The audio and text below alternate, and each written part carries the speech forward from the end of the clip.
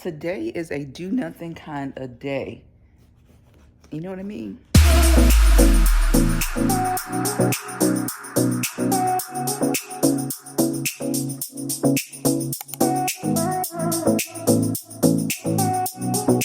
Hey everyone, welcome back to my channel. My name is Dee and this is Dee's Reading Lounge, where I'm sharing my love for reading at my own pace.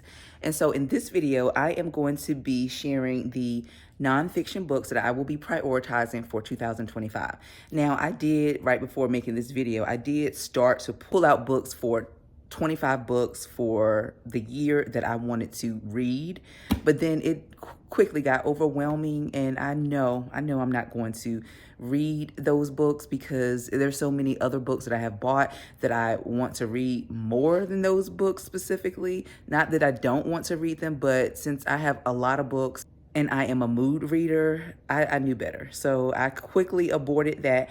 And then I was like, well, what do I want for 2025? What books do I want to really prioritize and make sure, even though I'm saying this, there's no guarantee that I'm going to read these books, but I'm going to do my best because these books are backlisted books. They've been books that I've had for at least 3 years and more that have been on my TBR. They're nonfiction. I started out, like I said, reading nonfiction African-American history because as a Black woman, a Black person, I felt like that was something that was missing. And I feel like knowing a bit about history, my ancestors, where I came from, their pain and all of that, it does shape me into who I am. It makes me look at the world a different way. So I started there in my reading journey. And so these are the books. Some of these books are the books that I bought in that early journey that I have never read. It's only one book in this pile that's like a self-help book. All right, so let's talk about the first book. And it's this book right here. If you watch my videos, you saw that I did recently haul this book. I showed it. I didn't officially haul it, I think, but I did show it in a reading vlog. This is called Stamped from the Beginning by Ibram Kendi. I got this for a good deal, $3.99. I do have the hardback version, which was the original version that I got. But then when I went into Aldi, I saw that they had this in paperback. And so you guys know that I love paperbacks. They're just easier to hold and maneuver and easier to toss in my tote bag. And so I got this book. So let me just quickly tell you what it's about.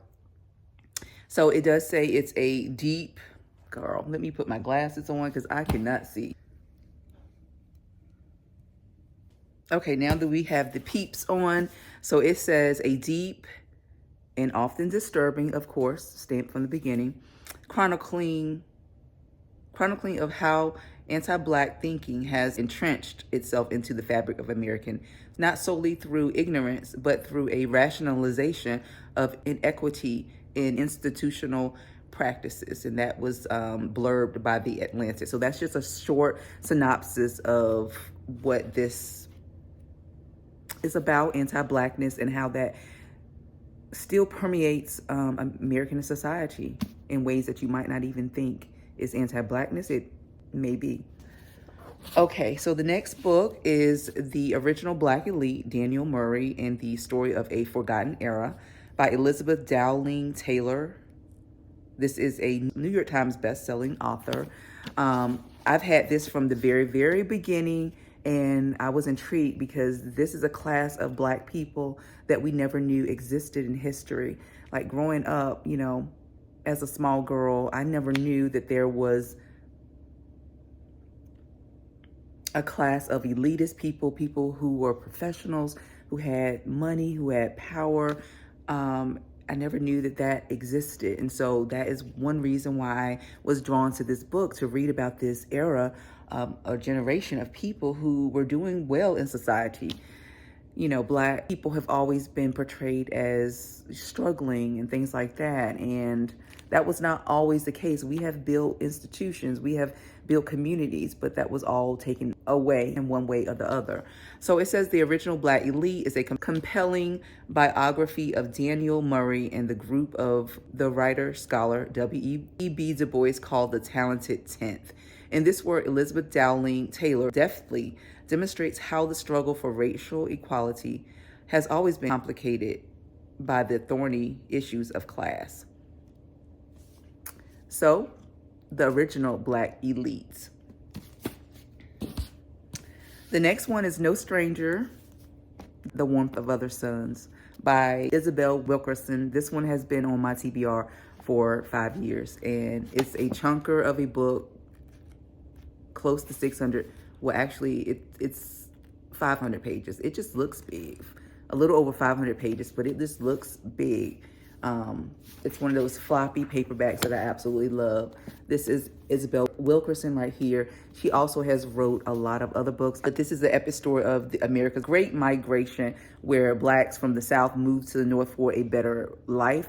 And even though this is a nonfiction, it reads like a book because it chronicles or follows like different people and families and things like that, and the experiences they went through to migrate to the North. So the back quickly says, in this epic, beautifully written masterwork, Pulitzer Prize winning author. So she is a Pulitzer Prize winning author, chronicles one of the great untold stories of American history. Again, it's an untold story. The decades-long migration of Black citizens who fled the South for the North and other Western cities in search of a better life. So it goes from 1915 through 1970. Wow, I didn't realize 1970. But I was born in the 70s, like in the late 70s. But yeah, so interesting that it does reflect the decade in which I was born. So that makes me even more intrigued to get this one read. The next book is Michelle Obama's book, Becoming.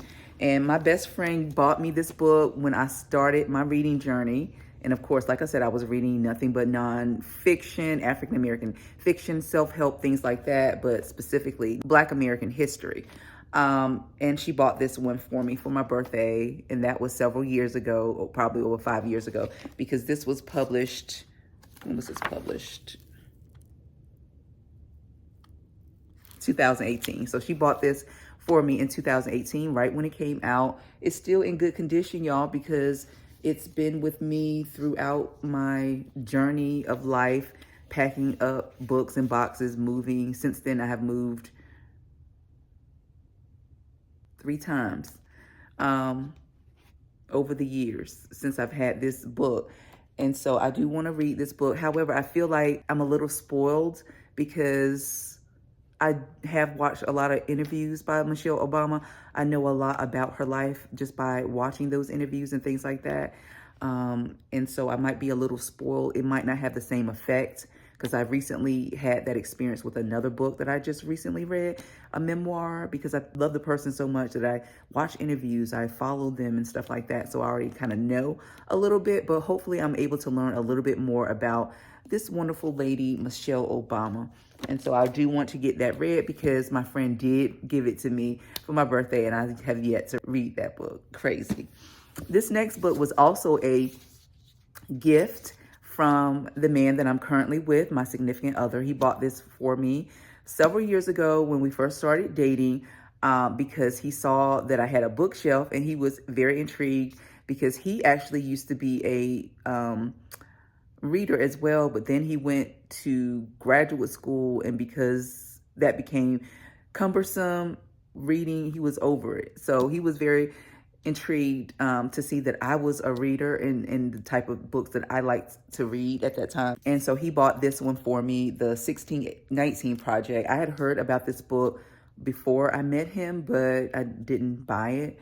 And so he bought it for me, and he's still kind of like here and there often asks me, have you read that book yet? Because I did buy it for you. And I'm like, And so I really want to read this one. So this one is by Nicole Hannah-Jones, and she just talks about 1619 Project. If you don't know anything about that, feel free to look that up. So I want to read or prioritize that one. And then the next one is The Color of Law, A Forgotten History of How Our Government Segregated America. Again, a forgotten history. This is a part of history that I feel like I need to be aware of and know, by Richard Rothstein. And so The Color of Law. And then next is a self-help book. I bought this not too long ago, probably right before I started this channel, maybe in the spring, and it's called Atomic Habits, an easy and proven way to build good habits and break bad ones. To be honest with you, I need to read this one soon because I feel like it's the perfect time of the year to read a book like this, because, you know, when we go into a new year, we're trying to throw out the old and invite in the new, a new me, rebrand ourselves, reinvent, recreate ourselves, build better habits. And I do want to build better habits. And so I will be reading this one very soon. And so most of these books, like I said, have been on my back TBR list since I've got into reading.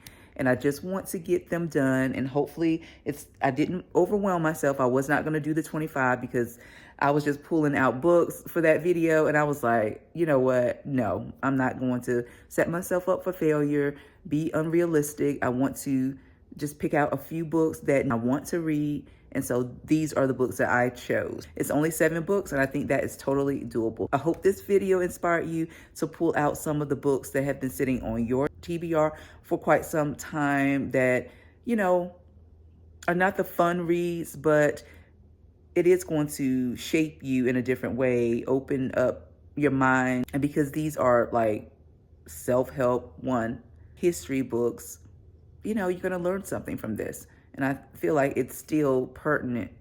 You'll be able to use that knowledge in some way. Thanks for watching, guys. I'll see you in the next video.